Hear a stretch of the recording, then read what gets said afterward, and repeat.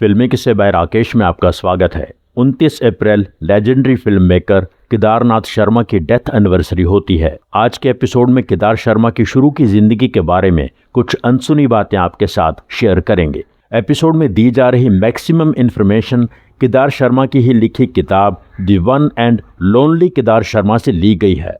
इस बुक को एडिट किया है केदार शर्मा जी के बेटे विक्रम शर्मा ने। यह बुक केदार जी के गुजर जाने के बाद 2002 में पब्लिश हुई थी। केदार शर्मा के दादा पंडित दीनदयाल शर्मा एक रईस आदमी थे, नवाबों की तरह रहते थे, बहुत अच्छे घुड़सवार थे। अचानक हुई उनकी मौत का बुरा असर केदार शर्मा के पिता की जिंदगी पर पड़ा। केदार शर्मा के पिता, जिन्हें रलिया नाम से पुकारा जाता था, एक पढ़े लिखे इंसान थे पर कोई नौकरी नहीं करते थे। पिता की मौत के बाद उनके अंकल गोकुल दास ने रलिया को हवेली से बाहर निकाल दिया। सारी प्रॉपर्टी के कागज अपने नाम बनवा लिए थे। केदार शर्मा के पिता ने जब हवेली छोड़ी तब उनके साथ उनकी माँ भी थी और उनकी पत्नी भी थी। तब उनकी पत्नी माँ बनने वाली थीं। ये तीनों हवेली छोड़कर हवेली के ही एक छोटे कच्चे पोर्शन में रहने लगे। बुक में उनके जन्म की तारीख और साल मेंशन नहीं किया है, पर ऐसा कहा जाता है कि 12 अप्रैल 1910 केदार शर्मा का जन्म पंजाब के गांव नारोवाल में हुआ था। अब यह इलाका पाकिस्तान में है। समय गुजरा, केदार शर्मा के पिता को अमृतसर में नौकरी मिल गई। परिवार वहां किराए के मकान में रहने लगा। केदार शर्मा के पिता की लाइफ में बहुत स्ट्रगल रही। नौकरी मिलती थी, छूट जाती थी। घर में पैसों की तंगी खत्म नहीं हो पाती थी। केदार शर्मा की पढ़ाई अमृतसर से पंडित बैजनाथ हाई स्कूल से हो रही थी। पढ़ाई कंटिन्यू करने लायक पैसे नहीं थे, तो केदार शर्मा की मां ने कहा कि अपनी पढ़ाई के लिए पैसे तुम्हें ही कमाने होंगे। केदार के स्कूल में बुक बाइंडिंग यूनिट भी था, जिसमें गरीब बच्चों को बुक बाइंड करना सिखाया भी जाता था, उनसे काम करवाया जाता था और उन्हें पैसे दिए जाते थे।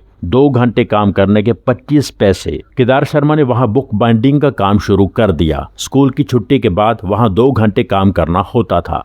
ये काम भी केदार शर्मा को छोड़ना पड़ा। केदार शर्मा के साथ वहां एक और लड़का काम करता था, यूसुफ। उसके माँ बाप नहीं थे, दादी थी। एक बरसात में उनका घर गिर गया और दादी पोता दोनों ये दुनिया छोड़ गए। केदार शर्मा पर यूसुफ की मौत का बहुत बुरा असर पड़ा। उन्होंने बुक बाइंडिंग यूनिट में जाना बंद कर दिया, क्योंकि वहां उन्हें अपने दोस्त यूसुफ की याद आती थी। केदार शर्मा के दादा की मौत पर जिस गोकुल दास ने केदार शर्मा के पिता को घर से निकाला था, उस गोकुल दास का बड़ा भाई था पंडित कृपा राम। कृपा राम मुल्तान में रहते थे। आर्मी से रिटायर होकर उन्होंने यूनानी दवाइयों का काम सीखा था और काबिल हकीम बन गए थे। कृपा राम अब हमेशा के लिए अमृतसर रहने के लिए आ गए थे। 3 कमरों का एक घर ले लिया था। उन्होंने शादी नहीं की थी। उनके लिए रोटी एक नौकर बनाता था। उनका घर केदार शर्मा के घर के करीब ही था। केदार शर्मा अपने पिता के कहने पर पंडित कृपाराम के लिए रोटी लेकर जाने लगे। पंडित कृपाराम ने केदार शर्मा की आगे की पढ़ाई का खर्चा उठाया और एक कैमरा भी खरीद कर दिया, क्योंकि केदार शर्मा को फोटोग्राफी और पेंटिंग का भी शौक था। 3 साल अच्छा समय गुजरा। उसके बाद कृपाराम की मौत हो गई। कुछ अरसा बाद केदार शर्मा के छोटे भाई रघुनाथ का जन्म हुआ। अब ये 4 भाई बहन हो चुके थे। रघुनाथ 2 साल से ज्यादा जी ना सका। बहुत तेज बुखार हुआ और रघुनाथ चल बसा। अगले साल एक और बेटा पैदा हुआ, वो भी ज्यादा देर नहीं जी पाया। फिर केदार शर्मा की सबसे छोटी बहन तारो टीबी का शिकार हो गई और वो भी चल बसी। काफी साल बाद केदार शर्मा के एक और छोटे भाई ने जन्म लिया। नाम रखा हिम्मत राय। केदार शर्मा के पिता को संगीत से बहुत प्रेम था। केदार शर्मा को भी था। एक बार केदार शर्मा के पिता हारमोनियम खरीद लाए। केदार शर्मा ने हारमोनियम सीखा, इतने एक्सपर्ट बन गए कि और बच्चों को सिखाना शुरू कर दिया। केदार शर्मा को पेंटिंग करने का भी शौक था। कोई ना कोई तस्वीर बनाते ही रहते थे। एक दिवाली पर केदार शर्मा ने देखा मोहल्ले के सब घर सजे हुए हैं, हमारा घर ही उदास लग रहा है। बहन गुरो और छोटा भाई हिम्मत पटाखे चलाना चाहते थे, पर घर में कोई पैसा नहीं था। पिता किसी से उधार मांगने गए हुए थे। केदार शर्मा ने भगवान राम की एक तस्वीर बनाई थी, उसको अच्छी तरह कंप्लीट किया। अपने दोस्त फजलू के पास गए। उसने तस्वीर को फ्रेम किया और केदार शर्मा दूर किसी बाजार में उस तस्वीर को पकड़कर खड़े हो गए। एक आदमी ने वो तस्वीर 15 रुपए में खरीद ली। केदार शर्मा ने 4 रुपए फजलू को दिए फ्रेम के। 6 रुपए की 2 किलो अच्छी मिठाई खरीदी। 2 रुपए की कैंडल्स और 1 रुपए के पटाखे खरीदे। बाकी 2 रुपए अपनी जेब में लेकर केदार शर्मा भागते हुए अपने घर पहुंचे। उस दिवाली पर परिवार खुशी से रो पड़ा। केदार के पिता थोड़ी देर के लिए उदास रहे, क्योंकि सभी दोस्तों ने उन्हें उधार देने से इनकार कर दिया था। पर उनके सबसे अच्छे दोस्त उनके बेटे ने घर में खुशी का माहौल बना दिया था। केदार शर्मा ने हारमोनियम लेकर गाना शुरू कर दिया। उनकी माँ ढोलक बहुत अच्छा बजाती थी, वो ढोलक बजाने लगी। केदार शर्मा के लिए ये बहुत बड़ी जीत की तरह था। इससे भी बड़ी जीत अभी बाकी थी। 8वीं के एग्जाम में जो पहले नंबर पर आएगा उसको 15 रुपये महीना स्कॉलरशिप मिलने वाली थी अगले 2 साल के लिए। केदार शर्मा को इस बात की उम्मीद तो नहीं थी, पर वो टॉप कर गए। ये 1925 की बात है। केदार शर्मा अपने साथी स्टूडेंट्स को साथ लेकर अक्सर लाहौर जाते थे। एक बार वो इसी तरह लाहौर गए जहां पंजाबी शायरी का एक सम्मेलन हो रहा था।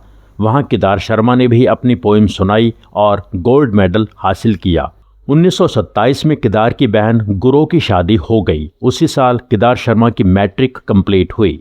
इस बार फिर केदार शर्मा ने टॉप पोजीशन हासिल करके स्कॉलरशिप जीती। माँ चाहती थी कि केदार शर्मा आगे पढ़ाई ना करे, कोई नौकरी करे। पिता चाहते थे केदार शर्मा पढ़ाई जारी रखे, पर केदार शर्मा के मन में सिनेमा के लिए प्यार बढ़ने लगा था। उन्हें सिनेमा ज्वाइन करना था। आगे की पढ़ाई के लिए केदार शर्मा के पिता ने कहीं से अरेंज करके केदार शर्मा को 300 रुपये दे दिए, ये कहकर कि इससे कॉलेज में एडमिशन ले लेना, किताबें खरीद लेना और बाकी के खर्चे देख लेना। केदार शर्मा के आर्ट एंड ड्राइंग टीचर थे मास्टर गुरदीत सिंह। केदार शर्मा और गुरदीत सिंह दोनों ने ट्रेन पकड़ी और बॉम्बे के लिए रवाना हो गए। मास्टर गुरदीत सिंह ने केदार शर्मा की तरफ से केदार के पिता को चिट्ठी पहुंचा दी। उसमें लिखा था, पंडित जी चिंता मत कीजिए, हम बम्बई जा रहे हैं फिल्मों में अपनी किस्मत आजमाने। केदार के सपने बड़े हैं, मुझे यकीन है केदार कुछ न कुछ बन जाएगा। पिता को चिट्ठी पढ़ के गुस्सा तो बहुत आया, पर कुछ कर नहीं सकते थे। बॉम्बे का ये विजिट पूरी तरह असफल रहा। कई स्टूडियोज के चक्कर काटे, कहीं कोई काम नहीं मिला। जब पैसे खत्म होने लगे तो केदार शर्मा और गुरदीत सिंह अमृतसर लौट आए। घर पर केदार शर्मा का स्वागत उम्मीद के मुताबिक ही हुआ। उनके पिता ने हर जबान में उन्हें बहुत बुरा भला कहा। माँ ने रोते हुए अपने बेटे को पिता की गालियों से बचाया। अगली सुबह केदार शर्मा ने पिता के पैर छूकर कहा, मैं आगे बढ़ना चाहता हूँ। पिता ने कहा, इस बार मैं खुद तुम्हारे साथ जाऊंगा ये देखने कि तुमने एडमिशन ली है या नहीं। केदार शर्मा की आगे की पढ़ाई हिंदू कॉलेज अमृतसर से शुरू हो गई। वहाँ 2 लोग ऐसे मिले जिन्होंने केदार शर्मा का बहुत साथ दिया। केदार शर्मा के फिजिक्स प्रोफेसर थे विष्णु दत्त और प्रोफेसर माथुर, जो सारंगी बहुत अच्छी बजाते थे। इन दोनों की मदद से कॉलेज में ड्रामेटिक सोसाइटी शुरू हो गई और केदार शर्मा ने प्लेज करने शुरू कर दिए। समय गुजरा, केदार शर्मा की मुलाकात टेम्परेंस सोसाइटी के हेड मिस्टर नंदलाल से हुई। मिस्टर नंदलाल ने केदार शर्मा को मौका दिया 16 mm शॉर्ट फिल्म बनाने का। उस शॉर्ट फिल्म में शराब पीने के नुकसान बताने थे। केदार शर्मा ने यह शॉर्ट फिल्म बनाने के 601 रुपये लिए। 500 उनकी फीस थी, 101 उन्होंने फिल्म की हीरोइन को दिए थे। केदार शर्मा ने खालसा कॉलेज अमृतसर में एडमिशन ले ली, एक साइकिल भी खरीद ली। BSc कंप्लीट हो गई तो केदार शर्मा के पिता ने कहा, तुम मास्टर्स करो। 1932 में केदार शर्मा की शादी हो गई। केदार के पिता ने कहा, तुम्हें PhD करनी चाहिए। केदार शर्मा ने कहा, मैं MA क्लियर कर पाता हूँ या नहीं ये तो पता नहीं, पर मैं आगे नहीं पढ़ूंगा। अब मैं फिल्म इंडस्ट्री ज्वाइन करूंगा, इस बार कलकत्ता जाऊंगा। पिता ने गुस्से में आकर बहुत कुछ बुरा भला कहा। केदार शर्मा से खाली कागज पर साइन करवा लिए कि उनका अपने पिता की या खानदान की किसी भी चीज पर कोई हक नहीं होगा। केदार शर्मा को कलकत्ता जाना था, 25 रुपए कम थे। उनकी पत्नी राज दुलारी ने कहा, मेरे पास सिर्फ 25 रुपए ही हैं, मैं आपकी इतनी ही मदद कर सकती हूँ, जाइए अपने सपने पूरे कीजिए। केदार शर्मा कलकत्ता पहुंच गए। वहां बड़ा बाजार में एक धर्मशाला पहुंचे। अगले दिन मशहूर पेंटर सरदार ठाकुर सिंह से मिले। ठाकुर सिंह से केदार शर्मा की मुलाकात पहले हो चुकी थी, अच्छी जान पहचान हो चुकी थी। सरदार ठाकुर सिंह ने केदार शर्मा को अपने घर में रहने की इजाजत दे दी। कुछ दिनों में मोहन थिएटर स्टूडियो में केदार शर्मा को असिस्टेंट पेंटर की नौकरी मिल गई, 100 रुपये महीना सैलरी पर। 2 महीने ये नौकरी चली। केदार शर्मा ने इसके साथ साथ पेस्टल स्केचेस बनाने शुरू कर दिए थे एक ब्रिटिश स्टोर के लिए। वहां से केदार शर्मा को कमाई होने लगी। जल्द ही उन्होंने सरदार ठाकुर सिंह का शुक्रिया करते हुए उनका घर छोड़ दिया और किसी बैनर्जी बाबू के यहाँ किराए पर रहने लगे। केदार शर्मा को पता चला कि उस घर के करीब ही 2 बहुत खास पंजाबी लोग रहते थे, पृथ्वीराज कपूर और KL सहगल। केदार शर्मा की लाइफ बहुत असाधारण लाइफ थी। उनकी लाइफ में बहुत से इवेंट्स हैं, बहुत सी बातें हैं। आगे भी कई एपिसोड्स में आपके साथ ये बातें शेयर करते रहेंगे। 29 अप्रैल 1999 केदार शर्मा इस दुनिया को अलविदा कह गए थे। आज का ये खास एपिसोड यहीं पूरा होता है। एपिसोड के बारे में अपनी राय जरूर लिखें। Thank you so much. जिन दोस्तों ने चैनल सब्सक्राइब नहीं किया है प्लीज सब्सक्राइब कर लीजिए। सब्सक्राइब करके बेल आइकन में ऑल पर क्लिक कीजिए। एपिसोड लाइक कीजिए, शेयर कीजिए, कमेंट कीजिए। Thank you so much for watching.